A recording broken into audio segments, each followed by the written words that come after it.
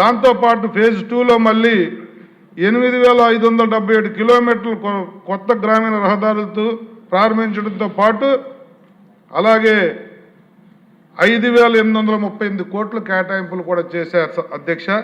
ఇది మనందరికీ కూడా గ్రామాల్లోకి వెళ్తున్నప్పుడు తలెత్తుకుని గర్వంగా ఆ రోడ్ల మీద మనం నడుస్తూ ఇది మా ఎన్డీఏ కూటమి ప్రభుత్వం చేసింది, గౌరవ ముఖ్యమంత్రి నారా చంద్రబాబు నాయుడు గారి నాయకత్వంలో డిప్యూటీ సీఎం పవన్ కళ్యాణ్ గారి నేతృత్వంలో జరిగిన అభివృద్ధి అని చెప్పి మనం గర్వంగా చెప్పుకుంటున్నాం అధ్యక్ష. మరి దాంతోపాటు ఏదైతే పంచాయతీలకు జవసత్వాలు తేవాలని చెప్పి గతంలో పంచాయతీలని నిర్వీర్యం చేసి వదిలేస్తే వీళ్ళు స్వతంత్ర దినోత్సవానికి పంచాయతీలకు కూడా 10,000, 15,000 రూపాయలు నిధులిచ్చి సగర్వంగా వాళ్ళు కార్యక్రమాలు చేసే విధంగా దీవించిన ఘనత డిప్యూటీ సీఎం పవన్ కళ్యాణ్ గారికి దక్కిందన్న విషయం కూడా వాస్తవం అధ్యక్ష. మరి ఇవే కాకుండా చాలా చోట్ల అభివృద్ధి సంక్షేమం లేదంటే ప్రజలకే చేయటమే కాకుండా ఉద్యోగస్తులు కూడా ఆనందపడే విధంగా ఉద్యోగస్తులకు కూడా అనేక విధాల వాళ్ళను కూడా ముందుకు నడిపిస్తూ 10,000 పైగా ఉద్యోగులకు పదోన్నతులు కల్పించిన ఘనత కూడా ఆ శాఖ మంత్రి పవన్ కళ్యాణ్ గారి అధ్యక్ష. ఇందాక బండారు గారు మెన్షన్ చేసినట్టు స్క్రాచ్ నిధుల ద్వారా మేము అనుకున్నాం గ్రామీణ ఉపాధి హామీ పథకంలో రోడ్లు అయితే అవుతా ఉన్నాయి, మరి మండలం నుంచి విలేజ్ కనెక్టివిటీ రోడ్లు బ్లాక్ టాప్ రోడ్లు తారు రోడ్లు అయితే ఇంకా మొదలవ్వలేదని మేము అనుకుంటూ ఆర్థికంగా రాష్ట్రం ఇబ్బందుల్లో ఉంది, ఎలా వస్తాయి ఎలా అడగాలనుకుంటున్న నేపథ్యంలో మేము అడగకుండానే 175 నియోజకవర్గాలకి 2,000 కోట్ల రూపాయలు కేటాయించిన ఘనత కూడా ఆ శాఖకి దక్కిందన్నది కూడా వాస్తవం అధ్యక్ష.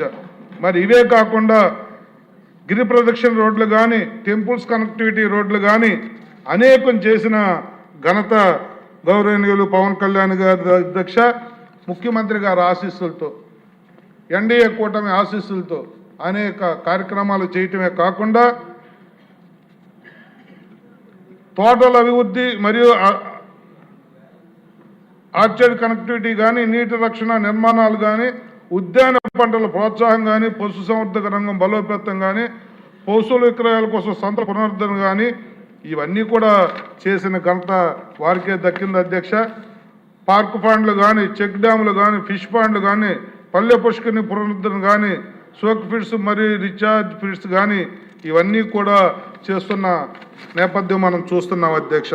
మరి దీంతో పాటు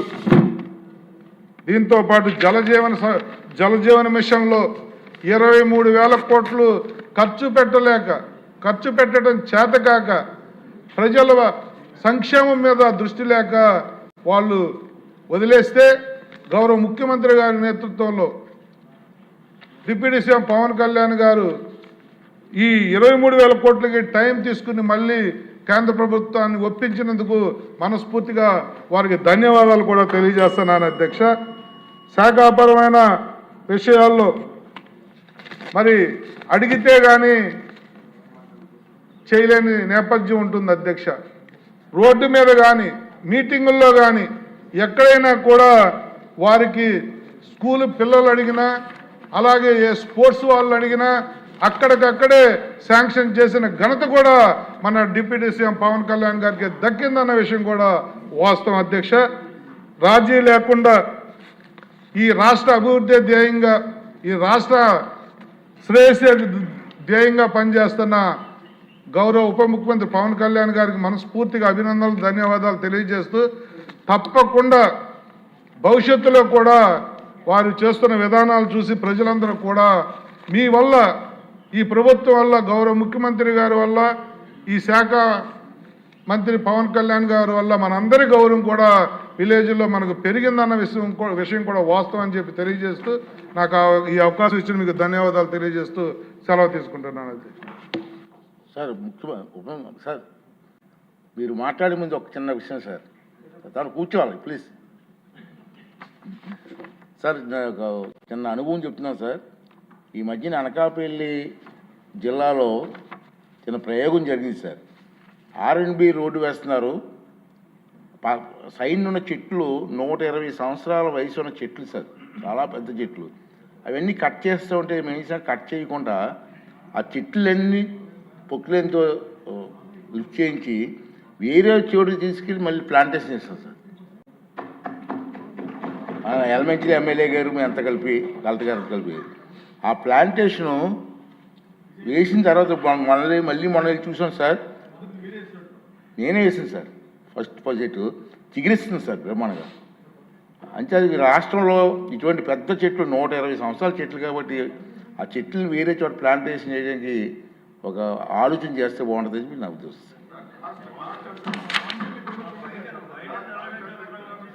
సార్. ఇప్పుడు ఈ డిమాండ్పై ముఖ్యమంత్రి గారు చర్చ జవాబిస్తారు.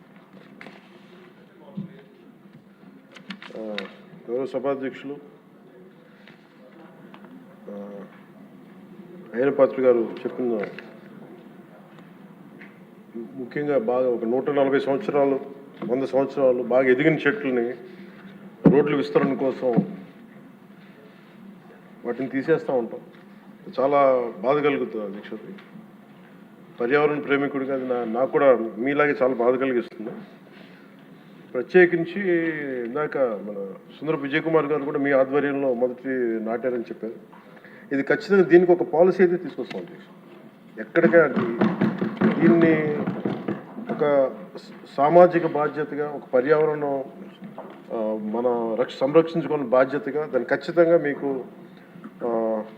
ఒక 1 monthలో దీన్ని ఒక ప్రాపర్ పాలసీకి ఎలా తీసుకొచ్చి ఆల్రెడీ దాన్ని చేస్తాం అధ్యక్ష. దాన్ని మీ దృష్టికి మీకు తెలియజేస్తాం, గౌరవ సభ్యులందరికీ మీ ద్వారా తెలియజేస్తాం. It will be taken forward. అలాగే గౌరవ శాసనసభ్యులు బండారు సత్యనారాయణమూర్తి గారు, పంచకర్ల రమేష్ గారు మనస్ఫూర్తిగా వారు అబ్జర్వేషన్స్ అన్నిటి మనస్ఫూర్తిగా ధన్యవాదాలు తెలియజేస్తా ఉన్నాను.